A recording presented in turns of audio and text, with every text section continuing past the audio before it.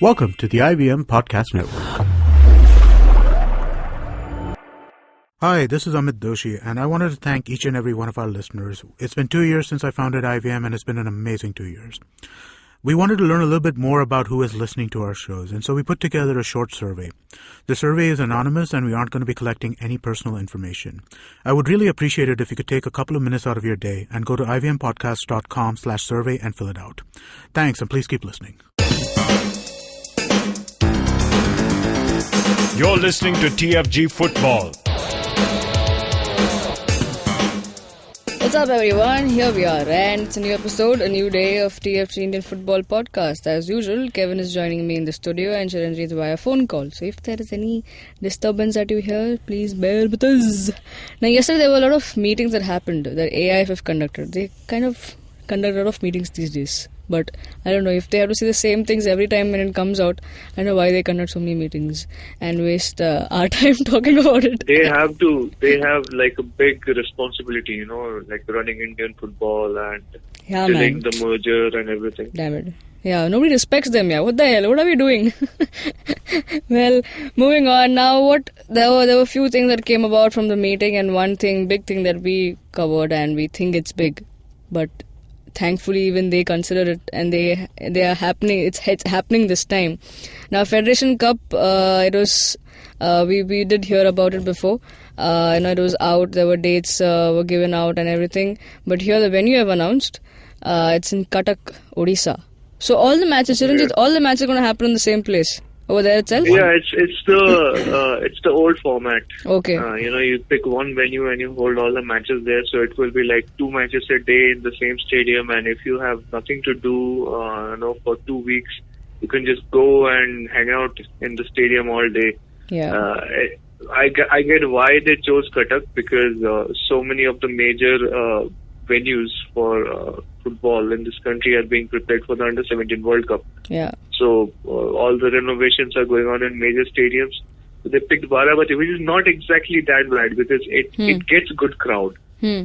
Okay, whenever there is a major footballing event has happened, Cuttack people have turned up, especially because so many Bengalis live there. It's a Mohan Bagan town. Exactly. This is the same venue that you were talking about, that Bagan should be considered as their home ground, right? Or happen derby. It's not very far from Kolkata also. Okay. It's like 6 hours from Kolkata, so people will travel from there as well if, in Bengal clubs do well. And either way, the only problems I have with this pick is that if you have ever been to Odisha in May, man, it kills. Yeah, I saw some of the tweets. It's like single venue format, which means like you have 8 teams in 2 groups. So that makes it how many? That's 4 into 3 by 2, 6 matches in every group stage. So that's 12 matches. Plus 2 semi-finals and 1 final. So that's 15 matches within 14 days. Yeah. So the teams are not going to get much of a break between 2 matches. There's not going to be a lot of time for them to rest up, and it's hot over there. Yeah. Plus, consider this: Mohan Bagan and Bengaluru FC have a match, AFC Cup, in the middle of this on 17th May. Oh, so okay. that way, I think part of what informed their decision was that pick Cuttack, which is near Kolkata, so the teams can quickly go and play the game and come back without having much of a hassle of traveling. Okay. But if they're playing in, let's say, Kolkata, that means both the teams will have to leave for Kolkata like 2-3 days before. 2 days before at least.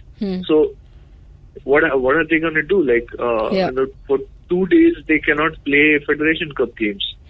And right after, they'll come back, so they'll need 1 or 2 days off. So there is a 5-day period in the middle, let's say from 15th to 19th, when neither Mohan Bagan nor Bengaluru FC can play a game. Okay. So if you are going to have a final on 21st, when are you going to have the semi-finals? What if these 2 teams are in the semi-finals? Yeah.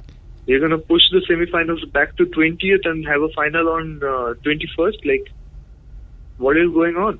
They are not going to get any rest. This is going to turn into another joke that the way it happened in the last edition of Federation Cup that happened in a single venue. I think that was like 2014-15 or something. So that was that was end of 2014. They just did it like anything, teams played like 6 games in 13 days or something like that. Terrible it was. So that's why that entire the new format that they adopted last season, that was so good because it gave people rest. It actually brought down the number of matches as well, but it looked like a proper knockout tournament. This, I don't know. But what is the reason of having it in such a short span? As in, why do you? Because you want to cut short anything that's not ISL, right? Anything that's not ISL is a waste of time. So you shorten them. You shorten the I-League. You kill IFF Shield. You turn Durand Cup into something that no A-list club participates in, and you shrink the Federation Cup. Remember, after the merger, they're going to rebrand this as Indian Super Cup, which will have a unified 2-division thing, and it will be a proper knockout thing. That will have the format of home-away knockout, and it will run throughout the season. So, it will have a proper 1-month span after the ISL is done. So imagine that they know, okay, that is good for football. For this, no, push it to one place and just get it done within 2 weeks. Quickly. Just to show that we're not scrapping the event, it's happening. We've been complaining that it's not happening. They've not even given it's one of the oldest in India that's happening, a competition that's happening, and few it's years. Been around since 1977. It used to be the biggest thing before NFL came. Yeah, exactly. So it was avoided for a few seasons, right? And then we all started complaining about where is the Federation Cup and everything. So they're like, hey, here we are getting it to you. You can't complain it anymore now. So, that's how it is. Let's move ahead. These things will keep going on. Now, news from Mumbai FC camp. The rumours have been confirmed now. It came out yesterday that Oscar Bruzon, the Spaniard, has been confirmed as the head coach of Mumbai FC. Now, whether if this move saves them from relegation or not, it's too late to say all of this, but let's see how the 4 matches pan out and what he can bring new to the table. We know we've seen Oscar Bruzon before. He's been 2 seasons with Sporting in 2012, and for 2 seasons he was there. And then we also saw him in ISL with Mumbai City FC as the assistant coach. Back then he was assisting Nicholas Anelka. Let's not talk about this anymore. About this scatter, I mean. And then there were a bit of the field tiffs inside probably dressing room, tiffs between the team and him, and he had to leave midway. Then he was spotted. I spotted him at the FPI Awards, and later on he had an exclusive interview with us, where he said that he is a guy of development, and he did not think that ISL suits or Mumbai City suited that, and he said he would love to come back to I-League, and that's where he belongs to, and here he is. He kept his word. He's come back. But is this too late? I'm not sure. Kevin, your thoughts? Late. It is already late for Mumbai FC. They should have made the decision a long time back, and considering their aim was very high than what the aim is right now. So it's just change of direction all of a sudden. From top 3, you're just trying to avoid the bottom now. So it's a difficult situation for anyone to come in, and even though he's got some experience, and he was a runner-up of the Federation Cup with Sporting Club. Yeah. So good experience on his backs, but can he save Mumbai FC? We'll have to wait and watch, because he's handling a team which is really not clicked so far, and how they are mentally, the team is what is really going to showcase over here, because if they are able to get themselves together now, this break really helps them. You can say there is a chance for Mumbai FC just to save themselves. Now, Chiranjit, is it too much of pressure for Oscar Bruzon at this moment, also with the team that Santosh Kashyap has? Yeah, he's coming in, with his task cut out. I don't think if Mumbai FC get relegated now, anybody will put it on Bruzo. So that's for one. Yeah. Second, I think he's like doing this just for favor or whatever, because he can't get much done this season. He can like win 3 matches and avoid relegation, but that, in terms of coaching achievement, that does not amount to much. So I am hoping they are bringing him on in a for a long term contract. Yeah.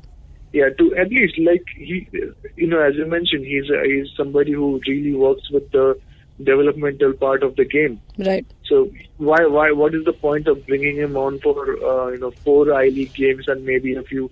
I don't even think Mumbai FC are going to make it to Federation Cup this season. Yeah. They may not. Yeah. So what is the point of having him over for 4 games? Does not make sense. So hope they have something long-term planned for him. And whatever happens, whether or not Mumbai FC survive, he should stay with them and try to bring them back into the fold, bring them back to League One. Yeah, absolutely. I mean, it's something that we have to wait and watch. Only time will say. And once the I-League resumes, he'll be put to test. Let's see how this break helps him and these many days, how he brings all the boys back. Just like Kevin said, right now mentally is what probably they need. The confidence booster that they need to get back, regroup themselves.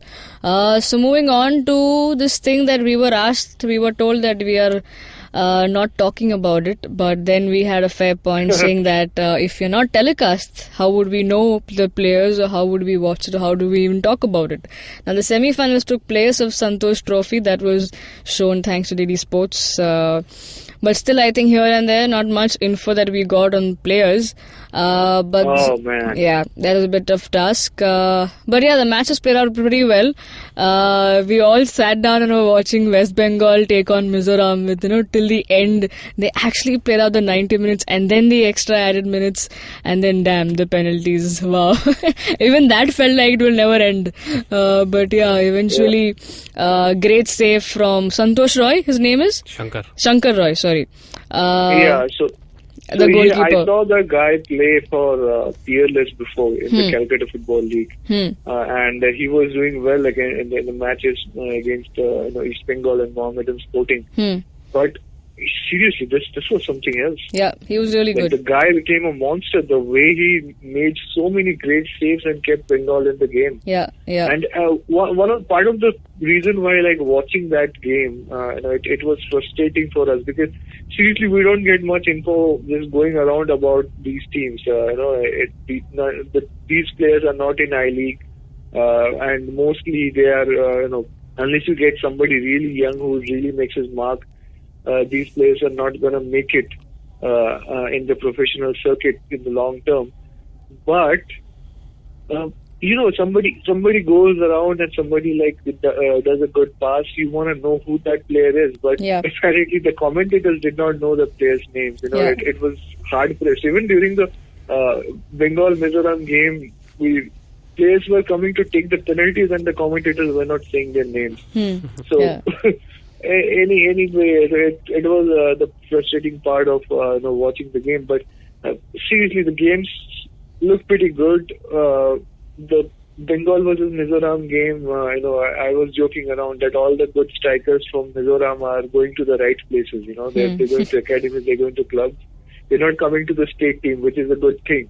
So striking-wise, it wasn't very good, but Mizoram were creating chances. So many times I thought one knock, that was all it was going to take for Mizoram to take the game. But couple of defenders and Shankar, brilliant. And they took it to the penalties, and the moment it went into the penalties, I was thinking, okay, this guy is going to take it. He's definitely the better keeper out there. He saved 2 penalties. And it wouldn't have gone into sudden death had one of the players from Mizoram one of the players from Bengal not hit the post with his penalty. So it was pretty good. Basant Singh scored the winning goal, and everybody celebrated. This is the first time Bengal has gone into Santosh Trophy finals in 6 years. So yay for my state. But yeah, it's hard for me being into the professional circuit so much, me being into club football so much. It's hard for me to like sort of feel for the state versus state thing that's going on in the amateur circuit. The best thing it can happen is that it can give us players like Shankar or players like Liston, who was playing for Goa in the other semi-final. Scored that goal. And the guy was like floating around. I mean, I don't know if he can. I think he's like 18-year-olds. That's his age, according to the AIFF website. So he comes in and he runs around all over the pitch. He's defending. He's going out. He's finding finishers. He's marking people when there's a set piece. It's awesome to see him do that. I hope he can replicate that in an I-League game where there are more people around. People with better stamina on the pitch. So great. I expect him to be signed by an ISL team. I'm expecting the merger to be done, so the top division will be ISL. So that is one person to look forward to in the next season cup draft if it happens. I hope it doesn't happen. He just gets normally signed by somebody. But it's just these bits and pieces. We're going to have a Bengal versus Goa final. So the old guards, I think these two states have made it to the Santosh Trophy final the most times. Or like close to the most times, something like that. So it's going to be another classic on Sunday. So since I-League is not around, it's something to pass your Sunday with. Yeah, exactly. And the Goa result was 2-1 against Kerala. It was a clean match, and Goa completely dominated with those 2 early goals. And then Kerala got back, but it was too late for them to regroup and get back. Now, I think... this is so indicative, right? Just look at the semi-finals. It was Bengal, Mizoram, Goa and Kerala. The 4 footballing strongholds. It's so obvious. No surprise performances here. But last time I think whoever came last time as the finalists, they were not here in the top 4. Services won the last year Santosh Trophy, and Maharashtra were the runners-up. But they couldn't make it to the top 4. Well, that was that about Santosh Trophy. I hope the guy out there is happy now. We just spoke about it. Well, moving ahead, the final bit for today's show is that Baichung Bhutia is out of the AIFF technical committee. He's being replaced by Shyap Thapa, a former player for India. Now, a good move, bad move, I don't know. But a better replacement, I think. A like-for-like replacement. Now, this was a long time back that he was out of the committee, right, Kevin? I think this was happening, this was the same thing where there were claims that was he thrown out, and he comes and said that, I chose to be out, I don't know about me. So the rumors were that from the technical committee, Baichung was removed. And Baichung kept claiming that my contract was over. That's the reason I was not removed. That's what he stated. And only yesterday, after this long series of meetings, that the announcement came of the total revamp of the technical committee. And so Thapa was replacing Baichung. So it's not that both the news was true, whether he was sacked or he was thrown out or was he or not part of. So the new committee has Thapa in place of Baichung as he's the chairman now. Okay. So also big news, Sundar Raman, he's also inducted in the technical committee.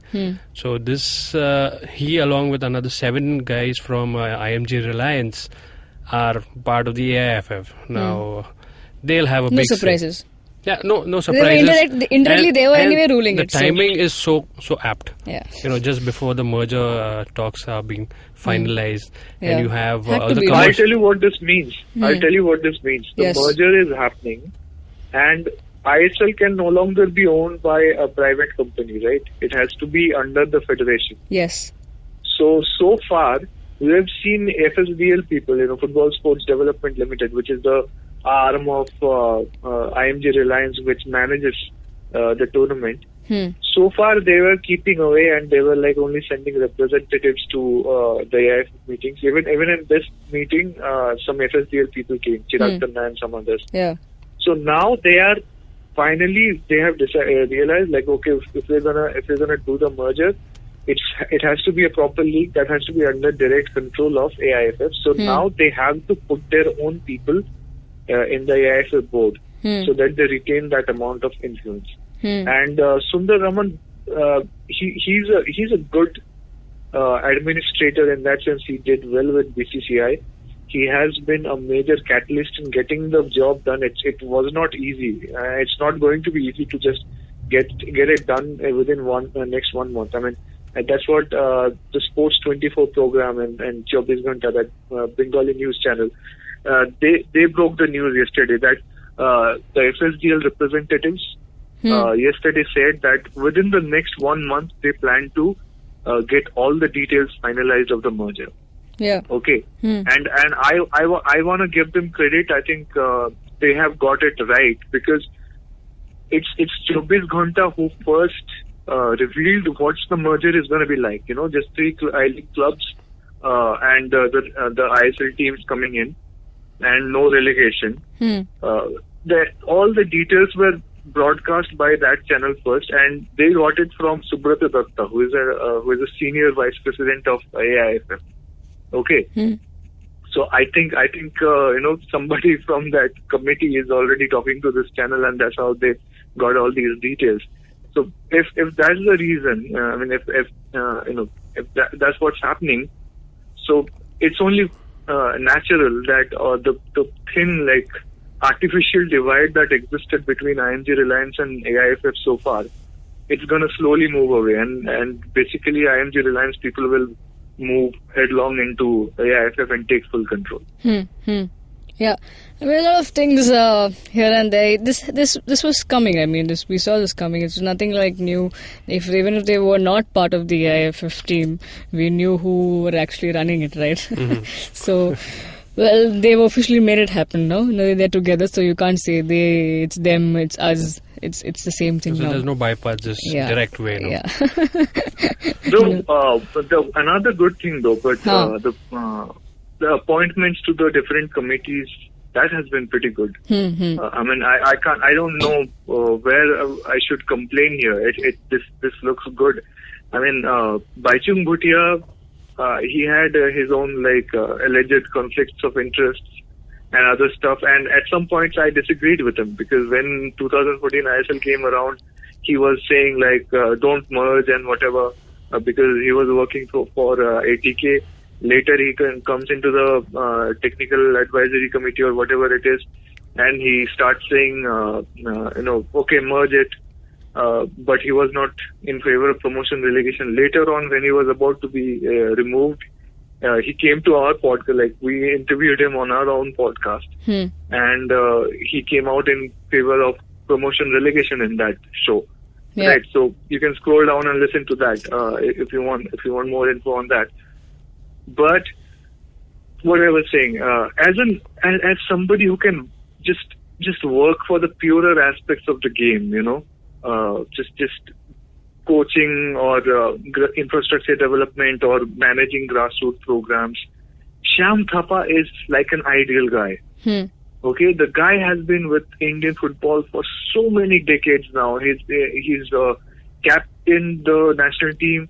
He was there when we were winning bronze medals in Asian Games and stuff. He's considered a legend in both East Bengal and Mohun Bagan. He's just been part of that golden times of Indian football, and since then he has coached so often. He has worked with the Gorkha Brigade to spread football in Dehradun and the other areas. He's even managed the Nepal national team for once. I think he was there for a little more than a year. So he's a qualified coach as well. So as a football administrator, you want to look at this all-round experience of the game, right? Yeah. And Baichung may get there. I mean, he's doing his coaching lessons and everything.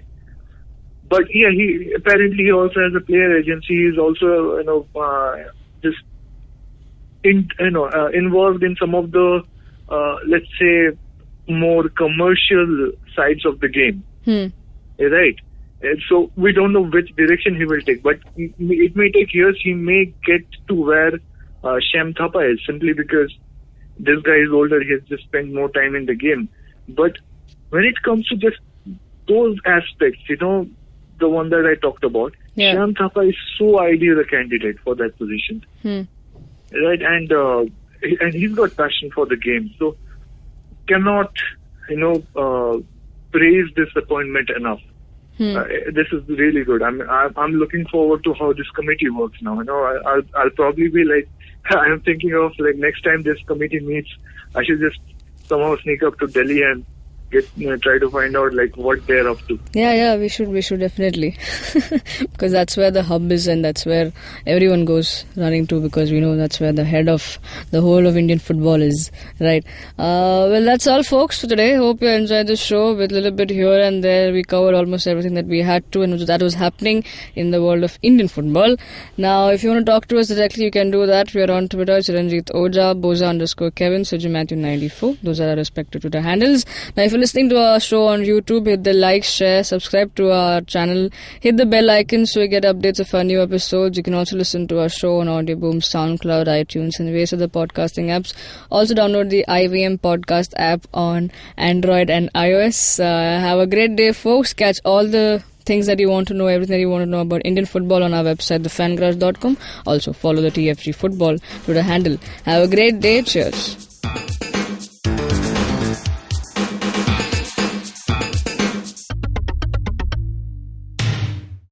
Hey man, just help me out, man. I need some podcasts, man. I haven't had a fix in a week. Just need some. Don't you worry about it. I got podcasts galore for you, man. Just go to ivmpodcast.com. You can also find us on Facebook, Twitter, and Instagram. Thanks, man. I'm gonna check it out.